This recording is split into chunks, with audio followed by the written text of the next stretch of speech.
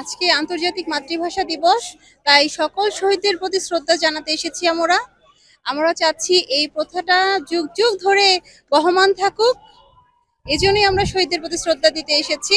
অসম্ভব, তাদের ঋণ কখনোই পরিশোধ করা যাবে না, কারণ তাদের রক্তের বিনিময়ে আমরা এই দেশকে পেয়েছি। আমরা যে ভাষা বলছি, বাংলা ভাষাটাকে অর্জন করেছি আমরা।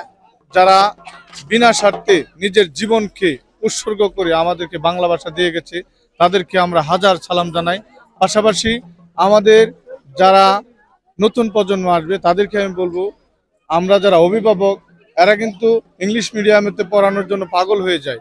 আমি মনে করব না, যেহেতু আমরা বাঙালি, বাংলার দিকে আমাদের মন মাইন থাকা উচিত। উর্দু ভাষার সাথে লড়াই করতে গিয়ে আমাদের দেখা গেছে অনেক মা বোনের কষ্টের রক্তের বিনিময়ে আমরা আজকে আমাদের এই মাতৃভাষাটা পাইছি। যদি আমরা আন্তর্জাতিক মাতৃভাষা পালনটা করতেছি অনেক পরে। হ্যাঁ, আজকে আমরা যেমন সালাম, বরকত, রফিকের কথা বলতেছি, কেন বলতেছি?